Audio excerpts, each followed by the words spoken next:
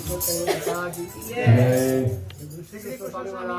की परम गुरु श्रीमद करुणा सागर महाराज की परम पूज्य श्री नारददास जी महाराज की सब कुबेराचार्य महाराज की सब संतन की सब देवन की श्री ज्ञान संप्रदाय की श्री गुरु आदि सरसापुरी की श्री कैवल धाम की जय। कथा सत्संग प्रारंभ समय का साथ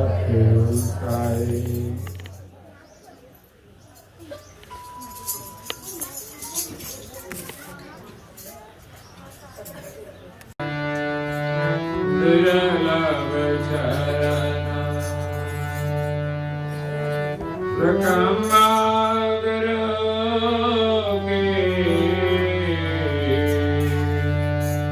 के दुर्लभ हस्त सेवा भरु के दुर्लभ हस्त सेवा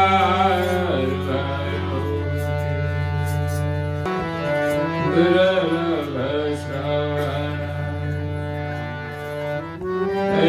श्रवण सुने गुण गाथा दुर्लभ लक्ष्य लहे निज नाथ दुर्लभ लक्ष्य लहे निज नाथ।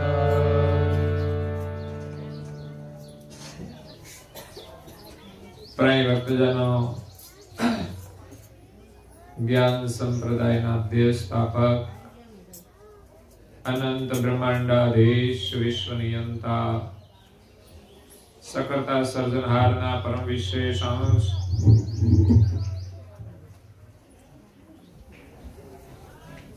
अनंत अंशोना तारणहार परम मोक्षना दाता कैवल धर्म धुरंधर महान समर्थ परम श्रेष्ठ परम विभूतिवान परम दयालु परम कृपा निधि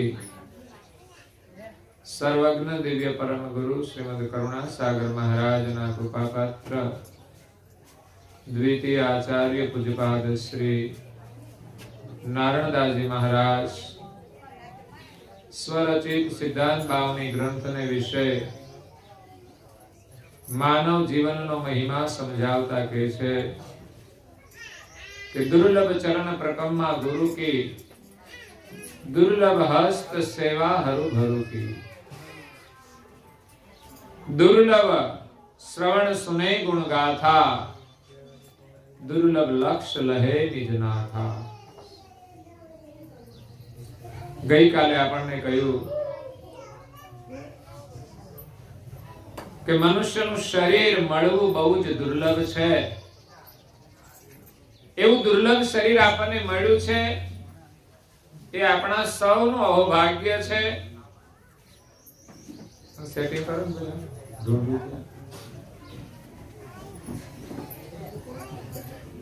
આપણને માનવનું શરીર મળ્યું છે એ આપણા સૌનું અહોભાગ્ય છે।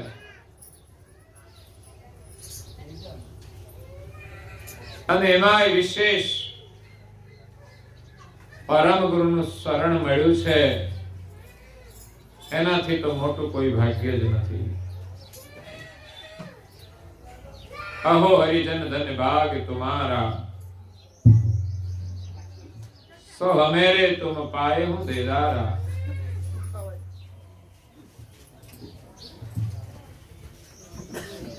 अब तुम हमसे करो पतियारो बिनो प्रयत्न निज धाम पहुंचारो। अब तुम हमसे करो पतियारो बिनु प्रयत्न निज धाम पहुंचारो।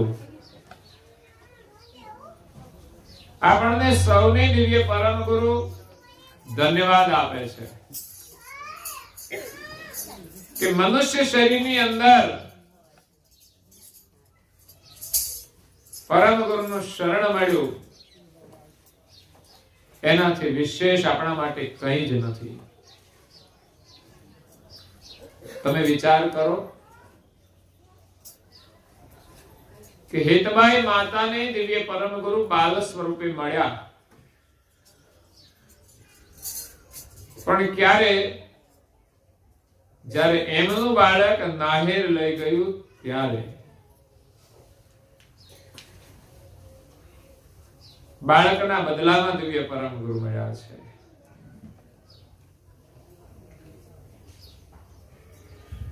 ત્યારે હેતબાઈ માતા કહે છે કે આપના જેવા પરમ પુરુષ મને મળે એના બદલામાં એક બાળક તો શું અનેક બાળક આપી દઈએ તો પણ ઓછા પડે.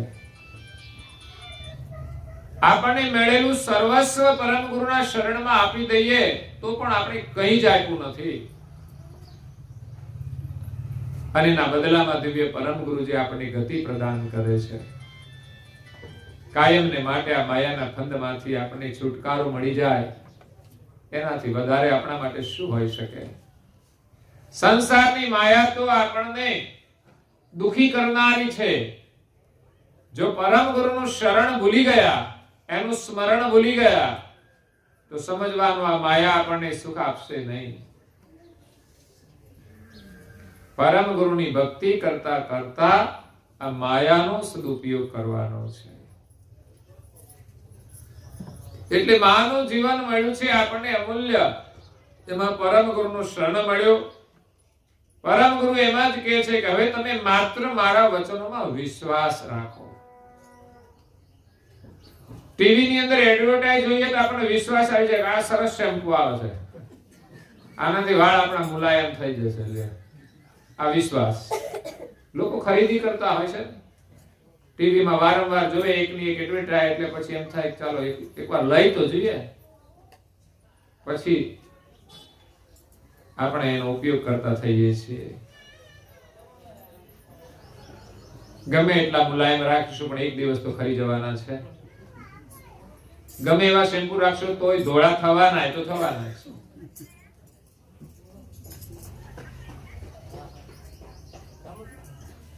એટલે પરમ ગુરુ આપણને આજ્ઞા આપે એમાં આપણને વિશ્વાસ આવવો જોઈએ. એડવર્ટાઇઝ વાળા તો વધારે દેખાવ જ કરતા હોય છે, એ જેવું બતાવે એવું થતું નથી. જ્યારે મહાપુરુષે જે વચનો આપ્યા છે એવું 100% થાય છે. આજે જ્યોતિષીઓ ટીવી ની અંદર એડવર્ટાઇઝ આપતા હોય છે 200%, એટલે ભાઈ 100% જ રાખને. 100% માં બધું જ આવી જાય ને, 101 ના કેવું પડે. 100% એટલે 100%, બસ થાય એટલે થાય જ. પણ 200% કેવું પડે લોકોને લલચાવવા માટે.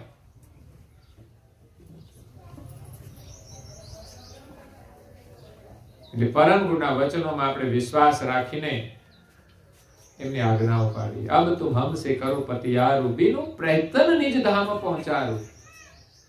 પરમ ગુરુ કહે છે કે હું તમને આપણા નિજ ઘરે પહોંચાડી દઈશ. જે ઘરેથી આપણે આવ્યા છીએ, જે ઘર ભૂલી ગયા છીએ, અને એટલે તો સંસારમાં ભટકીએ છીએ. જ્યાં જઈએ ત્યાં આપણું તો કશું જ નથી. ઠીક છે, થોડા સમય માટે માની લઈએ કે આ મારું છે.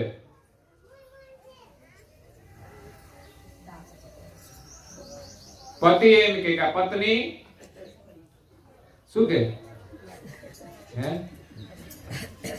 પતિ એમ કે આ પત્ની હે જે હોય તે કહો ને. આ બાજુ વાળા કહે. અને પત્ની એમ કે આ પતિ મારા. એકના મારા, બીજાની મારી. મારા મારી છે.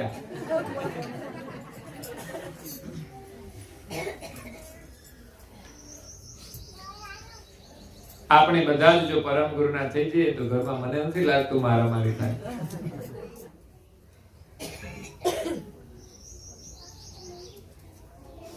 અને વાસ્તવિક છે આપણે બધા જ પરમ ગુરુના છે, બીજા કોઈના નથી.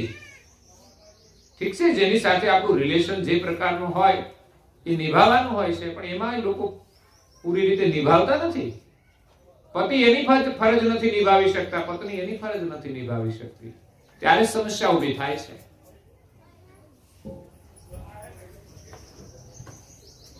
અને એકબીજાને કહે તો એકબીજાને ગમતું નથી. એકબીજા માટે જો જીવી જાય ને તો જીવન સફળ થઈ જાય. પતિ પત્ની માટે જીવે, પત્ની પતિ માટે જીવે, પુત્ર માતા પિતા માટે જીવે, અને મા બાપ દીકરાઓ માટે જીવી જાય છે. ખરેખર માતા પિતા દીકરાઓ માટે જીવી જાય છે. એ જ રીતે દીકરાઓએ મા બાપ માટે જીવવું જોઈએ, ભાઈ ભાઈ માટે જીવવું જોઈએ. ખરેખર દરેક સંબંધોને પણ આપણે પૂર્ણ રીતે સમજ્યા નથી. એટલે તો રામાયણ સાંભળવી પડે. કેવી રીતે સમાજમાં રહેવું, જીવવું, એના માટે રામાયણ છે. બાકી મહાભારત તો ઘરે ઘરે ચાલે છે. સમજ્યા? મહાભારત વાંચવું ના પડે, ઘરમાં જ જોવા મળે. સમજ્યા? ટીવી ની સિરિયલો જોવો તો મહાભારત જેવી જ હોય. વચ્ચે તો ઓલી સિરિયલ આવી હતી ને, છૂટાછેડાની, એમાં શું જોવાનું હોય? જોવા જેવી હોય કશું? આપણે ક્યાં લેવા હોય જોવાની? ભાઈ પણ તોય રસ પડે. બોલો, બધા જોતા હશે. અત્યારે તો નહીં આવતી હોય કદાચ, પણ પેલા સમયમાં આવતી હતી. સિરિયલમાં આપણને વિશ્વાસ છે, આનંદ આવે છે. ગુરુ મહારાજની અડધા કલાકની ઉપાસના એક સિરિયલ જ તો છે, અને આપણી ખુદની સિરિયલ છે. પેલા તો ચિત્રો જોઈને આપણે આનંદ કરીએ, બાકી કઈ મળે નહીં એમાંથી. આ તો આપણી ખુદની સિરિયલ. જેમણે અડધો કલાક સિરિયલ ઉતારી હશે એને એની પાછળ કલાકો ગુમાવ્યા હશે, કલાકો એમાં ગયા હશે શૂટિંગમાં. તો આપણી ખુદની પણ એક સિરિયલ ઉતરી રહી છે. કેવી ઉતારવી છે? છૂટાછેડાની, લડાઈ ઝઘડાની? ના ના, ગુરુ મહારાજની ઉપાસના કરીએ એવી જો સિરિયલ ઉતરી જાય ને તો દુનિયામાં પાછળની પેઢી પણ એ સિરિયલ જોતી રહેશે. મીરાબાઈની સિરિયલ ઉતરી ગઈ. ઠીક છે, ટીવીમાં આવે એ તો બીજી છે, પણ આ તો ટીવી નહોતા તો પણ એની સિરિયલ ચાલુ જ છે. એ ક્યારેય નષ્ટ નહીં થાય. નરસિંહ મહેતાની સિરિયલ ક્યારેય નષ્ટ નહીં થાય. એવી સિરિયલમાં આપણે શૂટિંગ કરવાનું છે. આપણા ઘરમાં અડધો કલાક આપણે આનંદ આવી જાય પ્રાર્થના કરીએ તો. આજે પ્રસંગમાં આપણે બધાએ સમૂહમાં પ્રાર્થના કરી, એ જ રીતે થવી જોઈએ. રોજે બધું કામ થશે. માનવ જીવન મળ્યું છે એનો ઉત્તમમાં ઉત્તમ ઉપયોગ પૂજ્ય શ્રી નારાયણદાસજી મહારાજ કહે છે કે આપણા શરીરના જે અંગો છે એને આપણે સમજવાના છે કે આ શરીરથી આપણે શું કરીએ તો મનુષ્ય જીવન સાર્થક બને. કારણ કે મનુષ્ય જીવનની 3 સ્થિતિ છે. સારા કામમાં વાપરીએ તો સાર્થક થાય, જો કંઈ નહીં કરીએ તો નિરર્થક જશે. ન એનો સારો ઉપયોગ કરીએ તો નિરર્થક જશે. અને ઘણા લોકો સંપત્તિનો દુરુપયોગ કરતા હોય છે જે અનર્થક બને છે. સંપત્તિ સારા કામમાં વપરાય તો સાર્થક, પડી રહે તો નિરર્થક, અને ખોટા કામમાં વપરાય તો અનર્થક. અનર્થ પેદા કરે, દુઃખનું સર્જન કરે. ઘણા લોકો દુઃખનું સર્જન કરે જ છે ને. હું વિચાર કરું છું કે લોકો 10 ગાયો રાખે, કેટલું દૂધ આવે? 1 લીટર બધા પીતા હોય તો? નહીં પીતા હોય. શું કરે ખબર? દૂધ જોઈએ એટલું જ રાખવાનું, ચા પાણી માટે કે જોઈએ એટલું જ રાખી, બાકીનું બધું ડેરી ભરી દેવાનું. પૈસા આવે એમાંથી પછી મસાલા લેવાના અને મસાલા ખાવાના. બોલો, બેનો આ બાજુથી ઇન્કમ કરે, ભાઈઓ આ બાજુથી શું કરે છે? કરો છો કે સાચું કહેજો. કેટલી મહેનત કરીએ ત્યારે આપણને પૈસા મળે છે. વહેલા 5 વાગ્યામાં ઉઠી અને ગાયો ભેંસોની સેવા કરીએ. શા માટે કરીએ છીએ? આવક માટે, ઘર ચલાવવા માટે. તો બીજી બાજુ ભાઈઓ વિચાર કેમ નથી કરતા કે આટલી મહેનતથી કમાયેલા પૈસા ગમે ત્યાં વપરાવા ના જોઈએ? હું તો કોઈ સામાજિક પ્રસંગો હોય તો પણ મર્યાદામાં જ કરવા, બિનજરૂરી દેખાવ માટે ખર્ચો નહીં કરવાનો. લગ્ન પ્રસંગો આવે તો પૈસા ઉડાડવાના નહીં. તમે મહેનત કરીને કમાવો છો. જો તમારી પાસે સંપત્તિ હશે તો તમને કમાવામાં રાહત રહેશે અને તમે પ્રભુનું ભજન વિશેષ કરી શકશો. નહીં તો તમારો બધો જ સમય કમાવા માટે જતો રહે અને પછી પૈસા કમાઈને ઉડાડી નાખવાના. કઈ નહીં તો 2-4 વર્ષે લગ્ન પ્રસંગ આવે ત્યારે ઉડાડવાના. ઘણા તો કાયમ ઉડાડતા હોય છે, મોજ શોખ કરતા હોય. તો ફોન જૂનો છે તો લાવો નવો, એમાંય લોકો બગાડતા હોય છે. જુતિયા તો કે નવા જોશે, ફેશનેબલ. નવું આપણે લાવ્યા જ કરીએ, જરૂરી હોય કે ના હોય. આ આપણા જીવનનો કિંમતી સમય ખર્ચાય છે. આ શરીર છૂટી ગયા પછી કઈ જુતિયા પહેરવા મળવાના નથી. જો બધા પ્રાણીઓને, પશુઓને, પક્ષીઓને કોઈ સુવિધા મળતી નથી. દુખી છે બધા.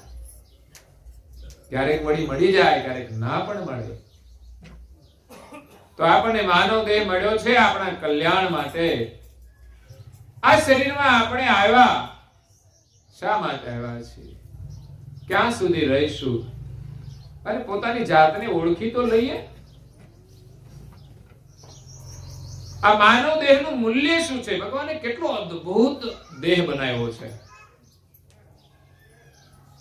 એક ચોપાઈમાં પૂજ્ય શ્રી નાનદાજી મહારાજ કહે છે, એકા કહું કરતા કી ચતુરાઈ,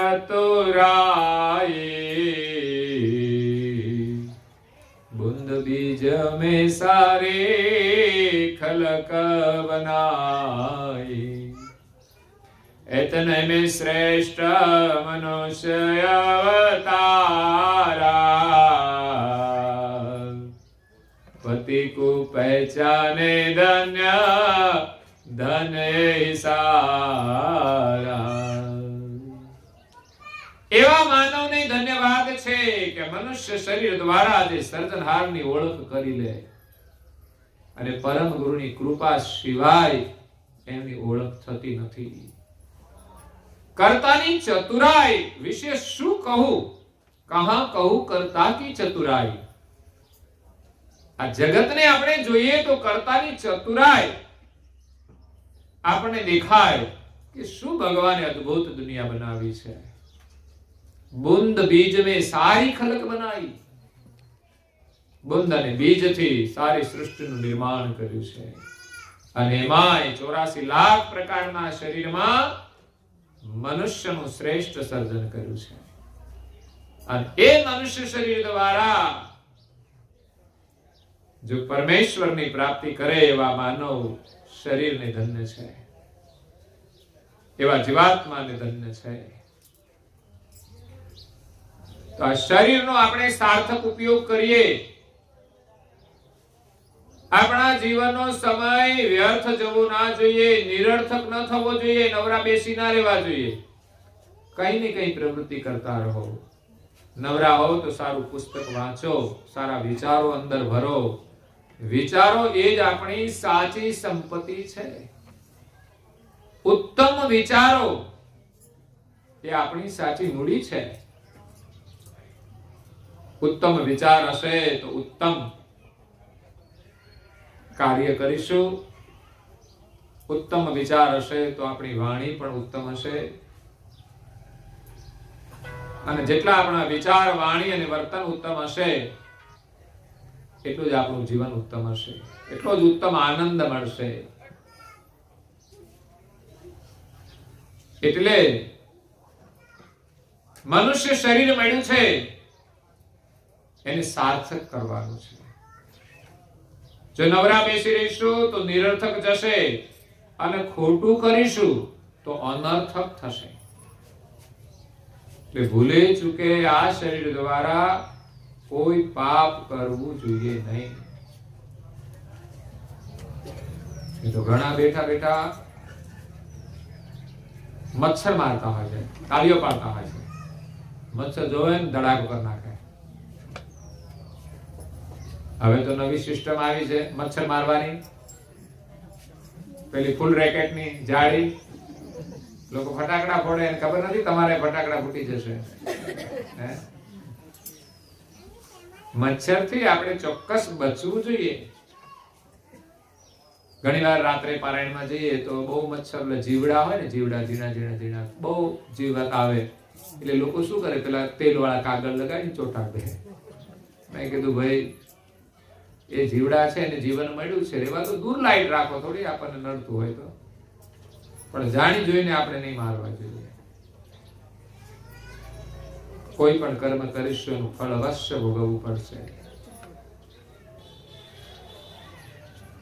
આપણું કર્મ હશે એટલું જ આપણને દુઃખ મળશે. એટલે હું તો કહું કે ભાઈ એક આગળિયા ના લગાવશો તમે, મારા માથે જીવડા આવશે કોઈ ચિંતા નહીં, મારું ટેન્શન ના લેતા, બાકી તમે તમારો વિચાર કરતા હો તો વાત અલગ છે. તો ભગવાને આપણને ચરણ આપ્યા છે, દુર્લભ ચરણ પ્રકમ્મા ગુરુ કી. આ ચરણ દ્વારા ગુરુ મહારાજની પ્રકમ્મા કરવી બહુ જ દુર્લભ છે. તો પ્રકમ્મા કોને કહેવાય કે આપણે મંદિરે જઈએ દર્શન કરવા અને પ્રકમ્મા ફરીએ છીએ, એ પ્રકમ્મા કહેવાય છે.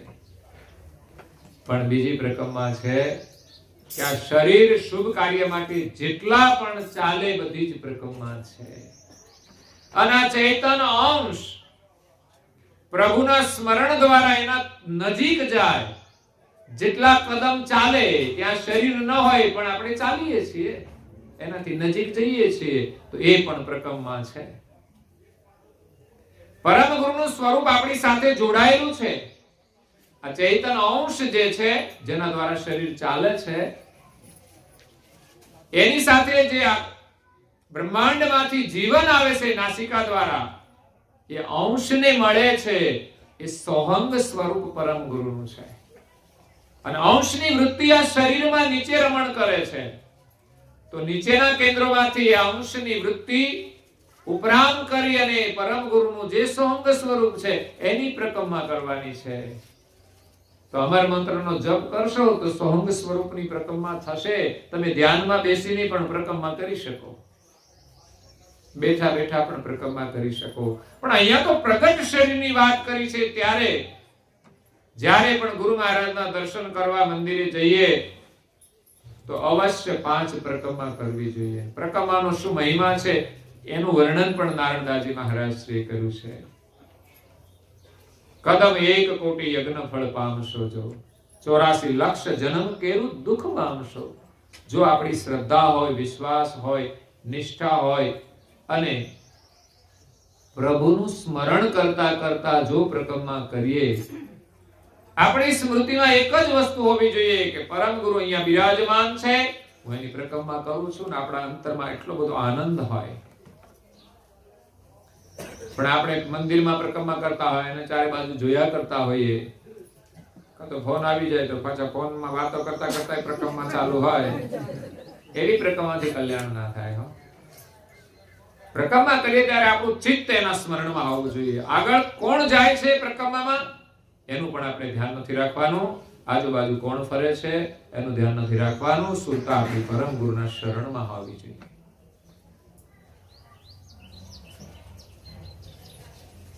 જ્યારે કહલસંગ અને જતનબાઈની દિવ્ય પરમ ગુરુ મળ્યા ત્યારે એમણે પરમ ગુરુની પ્રકમ્મા કરી. આ એક વિવેક છે. હું તો કહું છું, ઘરમાં મા બાપ હોય ને તો એની પ્રકમ્મા કરો, એની સેવા કરો, એ પ્રકમ્મા છે. વિધિવત પ્રકમ્મા કરો તો એ આનંદ છે. આ એક શ્રદ્ધાનો વિષય છે. વડીલો પ્રત્યે સદભાવ પ્રગટ થશે. પ્રકમ્મા વડીલો સૂતા હોય પલંગ ઉપર અને તમે ફરી શકો છો. એટલે ગુરુ મહારાજની પ્રકમ્મા કરવી બહુ જ દુર્લભ છે. ચરણ ચાલે ને ત્યાં સુધી પ્રકમ્મા કરવાની છે, બાકી ટીચરના દુખાવા શરૂ થઈ ગયા છે. મોટા ભાગે ઉંમર થાય છે ને, ઢાકણીઓ જાય છે, કમરો જાય છે, અને ઊંચી એડીઓ આવી છે ને, ઊંચી એડીઓ એમાં થવાની વધારે. ઊંચી એડી બહુ સારી નથી. એક તો ખતરો ક્યાં છે? ચાલવામાં છે. આપણે તો એમાં ચાલ્યા જઈએ, જો ઊંચા નીચું હોય તો લપસી પડાય છે. એડી વાળા એક અંગૂઠા જેવડી એડી હોય, કેવી હોય છે? એ ચાલે તો જાણે આમ પેલું જેને ગુજરાતી કાઠિયાવાડી ભાષામાં કહીએ તો ટાવડું ઘોડું હોય ને એમ ચાલ્યા જતા હોય, એની ચાલ આખી બદલાઈ જાય છે. આપણે તો આમ સીધું જ ચાલવાનું હોય, ચપ્પલ નહીં, પ્લેન હોવી જોઈએ. હા, થોડી ઊંચી હોય વાંધો નથી હોતો, પણ આ તો એક અંગૂઠા જેવડી એડી હોય, એક વેત ઊંચી હોય પાછી. વિચાર કરો, ક્યાં પગની પેની ઊંચી અને ક્યાં આંગળીઓ. આપણે સીધું ચાલવાનું હોય, પગ જેમ આપણે ચપ્પલ વગર ચાલીએ એ જ રીતે ચાલવાનું હોય. અનુકૂળમાં અનુકૂળ એ છે, પણ લોકો ફેશનના ગુલામ બનતા જાય છે. હા, એ ઊંચી એડી વાળા.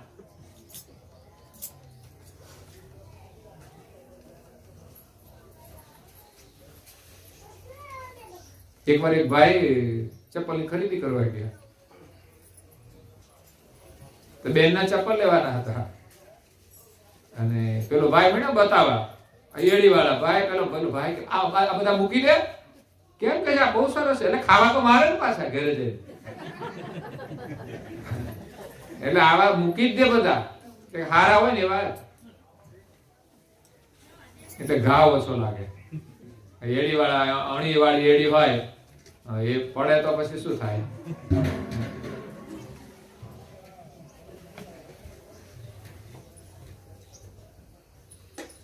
તો ગુરુ મહારાજની પ્રકમ્મા કરવી બહુ દુર્લભ છે. દુર્લભ ચરણ પ્રકમ્મા ગુરુ કી, દુર્લભ હસ્ત સેવા હરુ ભરુ કી. આપણા હાથે ગુરુ મહારાજની સેવા થાય એનાથી દુર્લભ કંઈ જ નથી. આ હાથ સેવાથી શોભે છે. એક ભજનમાં બહુ સરસ વાત કરી છે. સતી નારીને ગુણીકારે રંગે રૂપે એક છે હોજી.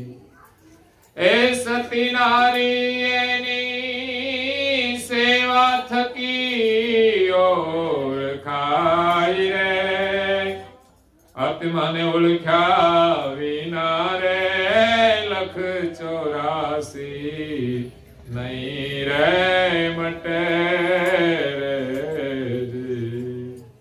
આ ભ્રમણાને ભાગ્યા વિના રે ભવના ફેરા નહીં રે ટળે રે.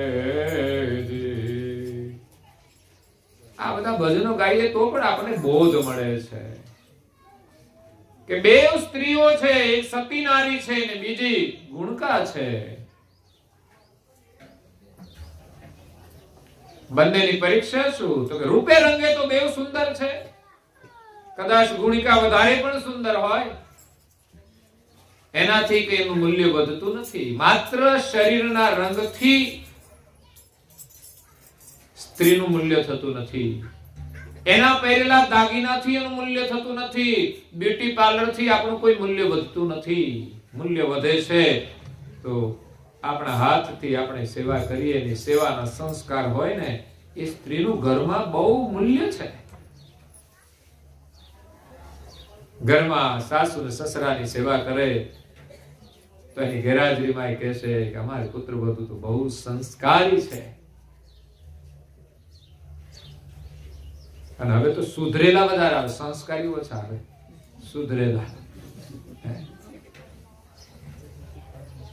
બ્યુટી પાર્લરમાં જાય બધા સુધરેલા હોય. નવા જમાનામાં સુધરેલા લોકો છે બધા, પણ સંસ્કારી છે. શરીરની શોભાનું મહત્વ નથી, શરીરની સુંદરતાનું મહત્વ નથી. શરીર સેવાથી સુંદર લાગે છે.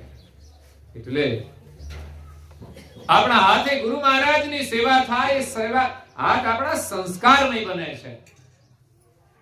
દરેક વસ્તુને સંસ્કારિત કરવી પડતી હોય છે. ઘરમાં કોઈ નવી વસ્તુ લાવીએ તો પણ આપણે સંસ્કારિત કરીએ.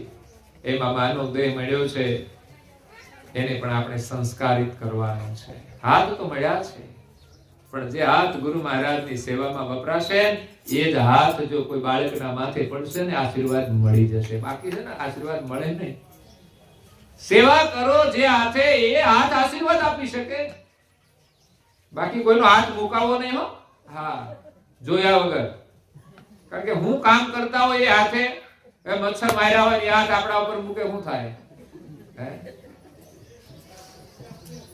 મકોડા મારતા હોય, વાંદા મારતા હોય, હાવણી લઈને ઉપાડે સીધી. ઉંદરડા મારે ઘણા તો ઘરમાં આવે એટલે એ આપણા કોઈ ખગા જશે, સમજી લો ને, ઘરમાં નહીં તો આવે જ નહીં. સમજ્યા? અહીંથી જ્ઞાન જો ભક્તિ નહીં કરી તો સમજવાનું આપણા ઘરમાં આવવાના જ. પછી મચ્છર થાય તો ભલે, પ્રાણી થઈને આવે તોય ભલે. એટલે આ મનુષ્ય જીવનમાં ભગવાનનું ભજન કરવાનું છે, નહીં તો આપણી વાસના જ્યાં રહી ને ત્યાં જ પાછા આવવાના. અને કદાચ કોઈ પતિએ પત્નીનું લોહી પીધું હોય ને પત્ની દેવલોક થઈ જાય પછી મચ્છર થઈને આવે ને પેલાનું લોહી ના પીવે તો કેવાનું? આ તો કોઈ લેણ દેણ છે, એને ઊંઘવા ના દે. કારણ કે પેલી ઊંઘી ના હોય તો પછી કર્મનો બદલો તો દેવો જ પડે છે. એટલે હાથે જો સેવા થઈ જાય ને તો જીવનમાં આનંદ આવશે. ખરેખર પરમ ગુરુની સેવા તમે પૂજા કરો ને પછી તમારું મન પ્રસન્ન થઈ જશે. આ શરીર પણ પવિત્ર થશે. તો આપણા હાથથી વધુમાં વધુ ગુરુ મહારાજની સેવા થાય એ બહુ જ દુર્લભ છે. નહીં તો ઘણા લોકો તો આરતી ઉતારવા કે તમે ઉતારો ને તમે ઉતારો, તું ઉતાર તો શું વાંધો છે? તારા હાથે પવિત્ર થશે. હાથેથી આરતી ઉતારીએ તો હાથને સંસ્કાર મળે. નહીં તો એ આવડતું નથી લોકોને. બાકી ન કરવાનું હાથે બહુ બધું કરતા હોય છે લોકો. તો સારા કામમાં ક્યારે ના નહીં અને ખોટા કામમાં ક્યારે હા નહીં. સારું કામ ન આવડે ને જેવું આવડે એવું કરો. લોકો હશે તો ભલે હશે, પણ સારું કામ કરવા પ્રયાસ કરો. સારું કામ સામેથી માગીને કરો, સારા કામ દોડીને કરો. પરમ ગુરુએ લખ્યું છે કે સારા કામ કરવા માટે આપણા પગ ધીરે નહીં ચાલવા જોઈએ. ઉતાવળી ચાલે તમે સારું કામ કરી લો. પગ આપ્યા છે તો સારા કામમાં ઉતાવળી કરો. ઘણી વાર મહેમાન આવવાના હોય અને આપણે બધું કામ હોય તો નથી ફટાફટ ઉતાવળે બધું કરી લેતા. એમ સારું કામ ઉતાવળે કરવું જોઈએ. અને હાથેથી સેવા કરીએ એટલો લાભ છે. દેરાણી જેઠાણી હોય કામ વેચીને કરીએ સ્વાભાવિક છે કે એક કામ તમે કરો ને એક કામ હું કરું. પણ એવું નહીં કે એનું કામ મારું કામ થઈ ગયું ને એનું કામ બાકી છે તો હું આરામથી ઝૂલે બેસું. સૌનું કામ કરવાનું જરૂર, કામ તો વેચવા પડે, પણ એકબીજાનું કામ પૂરું થઈ જાય તો એકબીજાને મદદ કરવી જોઈએ એવી ભાવના હોવી જોઈએ. ભાઈ ભાઈ એકબીજાની મદદરૂપ થાય, સેવાની ભાવના હોવી જોઈએ. આપણે કોઈની સેવા કરીએ છીએ એવા ભાવથી પણ નહીં, આપણે એક આનંદ આવવો જોઈએ બીજાને મદદ કરવાનો. અને તમે કોઈને પણ મદદ કરો એનું ફળ તો તમને જ મળવાનું છે. તો શા માટે નહીં કરવું જોઈએ? કોઈ આળસ કરીને ભલે સૂઈ રહે, નહીં તો વટ ઉપર વટ એકબીજાનો હોય છે કે ઘરમાં દેરાણી જેઠાણી હોય કે ગમે તે હોય, બે એક સરખું જ કામ કરે. કોઈ વધુ કામ ના કરે, એક આળસ કરે તો ચાલે નહીં ઘરમાં. એ તો સ્વાભાવિક છે, ન ચલાવે કોઈ કાયમ માટે, પણ છતાંય આપણામાં એવો સેવાભાવ રાખો કે આપણે જે કરીશું એનો લાભ આપણને મળશે. એ આળસ કરશે તો એનું ભવિષ્ય એવું જ આવશે. કદાચ એમના છોકરા પણ એવા જન્મશે આળસુ, અને ભવિષ્યમાં આખી પરિસ્થિતિ બદલાતી હોય છે કર્મ પ્રમાણે. એટલે હાથેથી સેવા કરી લઈએ. દુર્લભ શ્રવણ સુને ગુણ ગાથા. ભગવાને કાન આપ્યા છે તો કાન દ્વારા ગુરુ મહારાજના ગુણની ગાથા આપણે શ્રવણ કરીએ, સંત મહાપુરુષોના જીવન ચરિત્ર શ્રવણ કરીએ, સત્સંગ શ્રવણ કરીએ, સારી વાતો શ્રવણ કરીએ. બિનજરૂરી કચરો કાનમાં ક્યારેય ભરવો જોઈએ નહીં. જો આ કાનથી આપણે હરિકથા શ્રવણ ન કરીએ, એના માટે સંત તુલસીદાસ રામાયણમાં કહે છે, जिने हरि कथा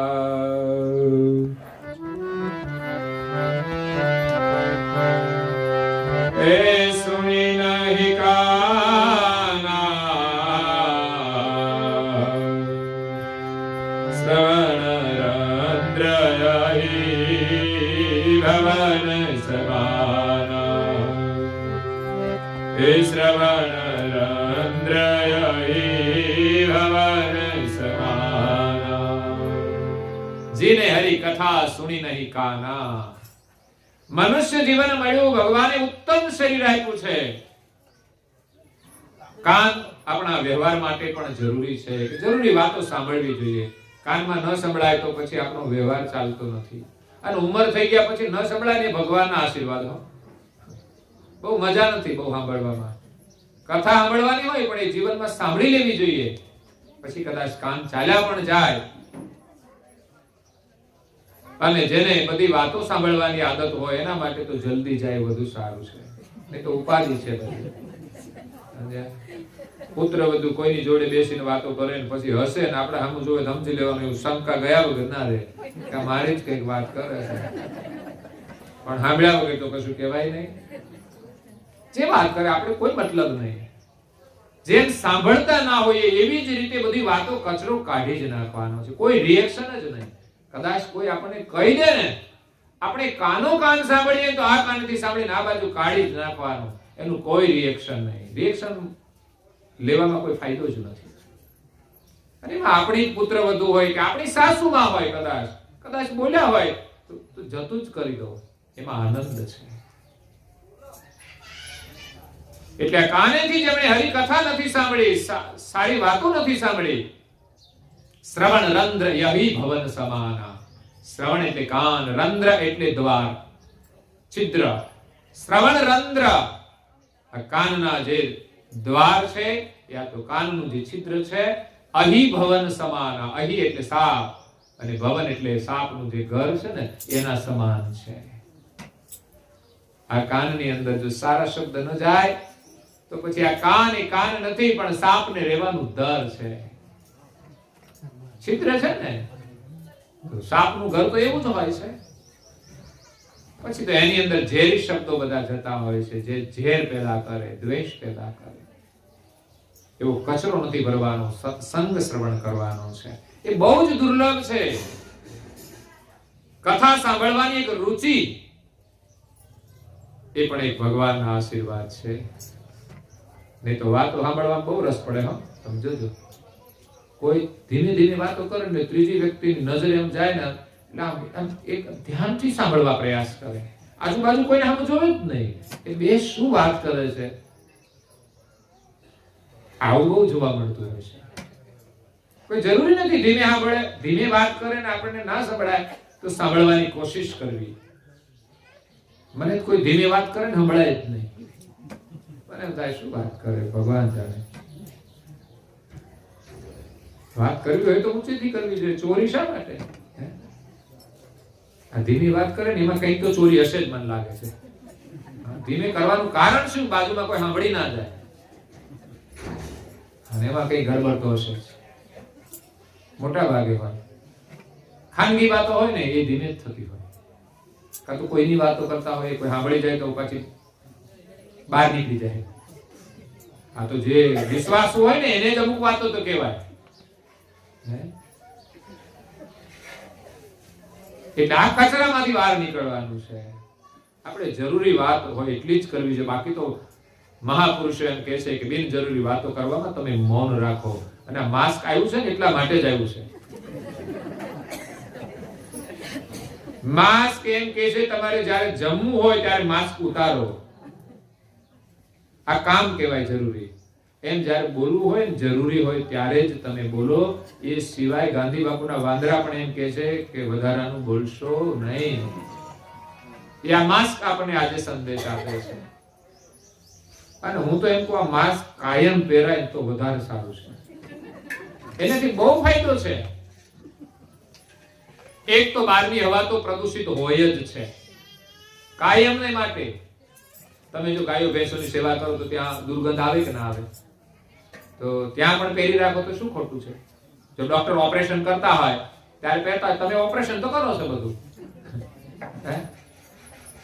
ઓપરેશન નહીં કરતા? મળમૂત્ર સાફ કરવાનું ઓપરેશન તો છે.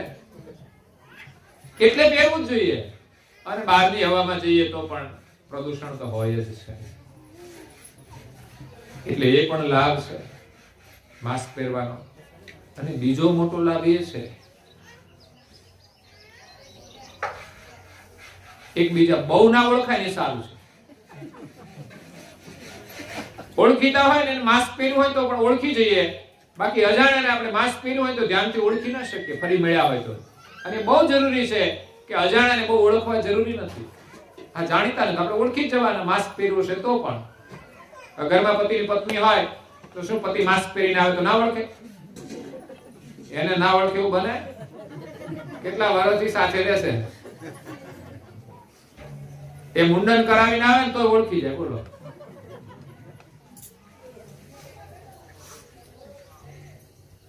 એટલે માસ્ક પહેરવાથી આકર્ષણોથી બચી શકાય છે, દુષ્ટ આકર્ષણોથી બચી શકાય છે. પેલા તો ફેશન પ્રમાણે બહાર ગાડી લઈને નીકળતા ત્યારે બહેનો ચુંદડી બાંધતા હતા, આખું મોઢું ઢાંકી દેતા. બહુ સારી વસ્તુ છે, લોકોથી બચવું સારું છે. બહારના હવાના પ્રદૂષણથી બચવા માટે તો રાખવું જોઈએ. કોઈ તો એમ કહેતા હતા કે આ બહારની લૂ ના લાગી જાય ચહેરાને એટલે બાંધે છે. ખબર નહીં, મેં કીધું હું કામ બાંધે છે એ જાણે. પણ લોકોની બુરી નજર ન પડે ને એટલા માટે તો બહુ સારું છે. માતાઓ માટે તો ખાસ. ભાઈઓ તો પહેરે કે ના પહેરે કોઈ ફરક પડતો, એને તો કોઈ આકર્ષણનું કેન્દ્ર છે નહીં. પણ છતાંય કુદરતી આકર્ષણો જે ભગવાને મૂકેલા છે એના માટે એક સારું છે. એટલે આપણા સ્વાસ્થ્ય માટે માસ્ક બહુ જરૂરી છે. જો કે આ માસ્ક કોઈ નહોતું પહેરતું ત્યારે જો પહેરવાનું હોય તો લોકોને શરમ આવતી શરૂઆતમાં, પણ હવે ગમે ત્યારે પહેરવાનું હોય કોઈને સંકોચ નહીં થાય. બોલો. કારણ કે જાહેર થઈ ગયું, ગમે ત્યાં પહેરી નીકળાય છે, એમાં કઈ ખરાબ લાગતું. અને માસ્ક પહેર્યું હોય ત્યાં સુધી હારામ હારું કોઈ ખબર ના પડે આ મસાલો ખાય છે. બીજી તકલીફ પિચકારી મારવાની થાય. ભૂલમાં જો પિચકારી મારી દીધી તો અંદર ને અંદર બધું આ સમસ્યા હોય છે અને લાવે છે ભાઈ.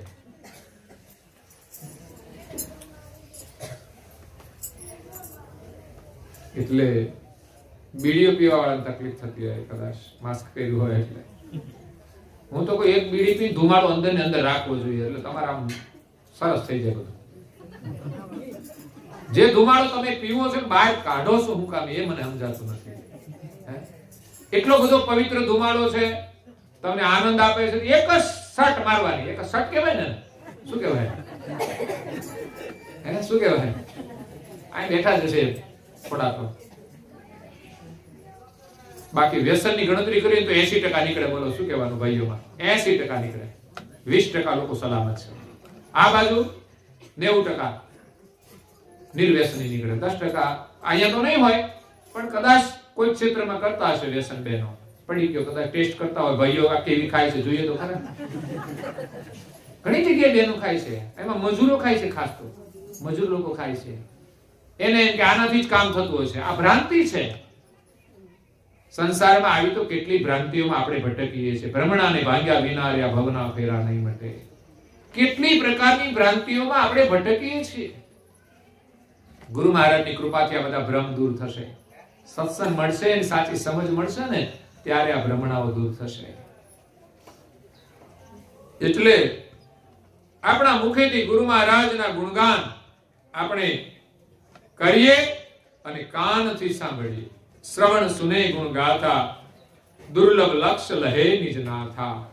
નિજ નાથ જે સર્જનહાર, જેના સંકલ્પથી આ જગતનું સર્જન થયું છે અને એમનો લક્ષ્ય લઈને પરમ ગુરુ આવ્યા છે, એનો લક્ષ્ય પ્રાપ્ત થવો ને એ આ 14 લોકની અંદર દુર્લભ છે. ઘર બહારનું સુખ છોડીને જંગલમાં જઈને તપ કરે તોય ઘણા ઋષિ મુનિઓને ન મળી શકે. અને કદાચ મળે ને તો ત્યારે મળે કે જ્યારે આપણે આ બધું ત્યાગ કરીએ ત્યારે મળે. હેતભાઈ માતાએ પૂર્વ જન્મની અંદર હરદેવ અને સુમંતાએ યુવાવસ્થાની અંદર સંસાર સુખનો ત્યાગ કરી ઘર બહાર છોડીને જંગલમાં જઈને તપ કર્યું ત્યારે પરમ ગુરુ મળ્યા. પછી પરમ ગુરુને શોધવા ના પડે, પરમ ગુરુ સામે ચાલીને આપણને દર્શન આપવા માટે આવે. એ જંગલમાં તપ કરતા હતા, પરમ ગુરુ તો વસ્તીમાં હતા, પણ સર્વજ્ઞ દ્રષ્ટિએ એમણે જોયું કે આ ગુંજારણ વનની અંદર એક દંપતી તપ કરે છે, એ દર્શનના અધિકારી છે, એ આ લક્ષ્યના અધિકારી છે. ત્યારે પરમ ગુરુ સ્વયં સામે ચાલીને જંગલમાં જાય છે. એ જંગલમાં ફરવા માટે નહોતા ગયા, કે પ્રાણીઓને જોવા માટે નહીં, પણ હરદેવ અને સુમંતાને દર્શન આપવા માટે ગયા હતા. એમની સેવાથી પ્રસન્ન થઈને કહ્યું, માગો વરદાન. અને આપણે સામેથી માંગીએ છીએ પણ આપતા નથી કશું. એ જ્યારે એમ કે તમે વરદાન માંગો ત્યારે જ માંગવાનું, બાકી માંગવાનું નહીં. એની ભક્તિ જ કરો. એક દિવસ પ્રસન્ન થઈને કહેવા જોઈએ કે તમારે શું જોઈએ છે, માંગો. ત્યારે માંગતું વરદાન મળે. બાકી આપણે માગીએ એમ બધું મળતું હોય તો કોઈ સંસારમાં દુખી જ ન રહે. ભગવાન તો બધાના છે, એમાં દુખી લોકો તો ભિખારી છે, તો એની ચિંતા તો ભગવાનને પહેલી થવી જોઈએ. પણ એમ બધાને મળતું નથી. પુરુષાર્થ અને ભાગ્ય વગર કોઈને કશું મળવાનું નથી. એટલે ગુરુ મહારાજનું લક્ષ્ય આપણને મળ્યો છે ને, એ પરિવારને ગૌરવ હોવું જોઈએ. પરમ ગુરુની સેવા કરવાનું, એની પ્રકમા કરવાનું, એની કથા સાંભળવાનું આપણને ગૌરવ હોવું જોઈએ. આ તો પરમ ગુરુના ગુણની ગાથા છે. 14 લોકની અંદર જેના દર્શન થવા દુર્લભ છે, 14 લોકની પારથી સર્જનહારનો લક્ષ્ય લઈને આવ્યા છે, એમના ગુણગાન સાંભળવામાં તો અક્ષય પ્રીતિ હોવી જોઈએ. આપણે જરાય કંટાળો ના આવવો જોઈએ. સમય મળે તો ધર્મ ગ્રંથોનું અધ્યયન કરીએ, એમના ગુણગાન સાંભળીએ, કથા સાંભળીએ, ભજન કીર્તન કરીએ. પેલા મહારાજ કહેતા હતા ને, ગામમાં ભજન મંડળ ચાલતું લાગે, એ મહિલાનું ચાલતું છે, ભૈલાનું કશું જ નહીં હોય. તમે જો મહિલા મંડળ ચાલે તો ભૈલા મંડળ કેમ ના ચાલે? બહેનો ભજન કરે તો શું ભાઈઓ ન કરી શકે? સાંભળી તો શકે ને. કદાચ ગાતા ના આવડે તો કઈ નહીં. એવું નથી કે ભાઈઓને ગાતા ના આવડે. રાગ બધાના નથી હોતા. બહેનોમાં પણ કોઈ બહેનો વધુ સારું ગાતા હોય, અને ભાઈઓમાં પણ કોઈ ભાઈઓ સારું ગાતા હોય છે. આપણે ત્યાં ભજનો સાંભળીએ છીએ, બહેનોય કલાકારો છે અને ભાઈઓ પણ કલાકારો છે. હા, બહેનોનો રાગ થોડો મધુર હોય છે, એ કુદરતી છે. બહેનોને અવાજ બહુ ઝીણો આપ્યો છે, ભાઈઓને જાડો આપ્યો છે. ગાતા આવડે તો ઠીક છે, સારું લાગે, નહીં તો પછી ગધેડા ભૂખતા હોય એવું લાગે. પણ સાંભળવું તો જોઈએ, સાથે બેસીને આપણે લાભ લેવો જોઈએ. આપણે જે બધા જ સામાજિક પ્રસંગ ભાઈઓ અને બહેનોના ભેગા હોય છે, તો આ ભજનમાં કેમ ભેદ પાડ્યો છે તમે? કે બહેનોનું મંડળ જુદું અને જુદું રાખો તો મને વાંધો નથી, સારી વસ્તુ છે. સામાજિક સમસ્યાઓ ન થાય એના માટે આ ભાઈઓ બહેનોના મંડળ જુદા બહુ જરૂરી છે. પણ બહેનોનું મંડળ ચાલે તો ભાઈઓનું કેમ ના ચાલે? તો ભાઈઓનું મંડળે હોય છે તો બજારે હોય, એનું મંડળ તો હોય જ. વગર આમંત્રણે બધા આવી જ જાય, ત્યાં વાર્તા કરવા, એની પંચાયત બજારે હોય. પણ ખરેખર બહેનોમાંથી પ્રેરણા લેવી જોઈએ કે બહેનો મંડળ ચલાવે ભજનનું. તો આપણે પણ જે બહેનો ભજન કરતા હશે એમના ઘરવાળાને ખબર તો છે ને, અમારા ઘેરથી ભજનમાં જાય છે, તો અમારા ઘરમાં બેન સંસ્કારી છે, એ ભજન કરે છે, એને ગમે છે, તો પછી એમને ભજન તો કરવું જોઈએ. એટલે આપણે બધાએ સાથે મળીને બધું કામ કરવું જોઈએ. આપણા ધર્મનું કોઈ પણ કાર્ય હોય ગૌરવપૂર્વક કરવું જોઈએ. આ માનવ જીવનની સાર્થકતા છે. આગળની ચોપાઈ એમ કહે છે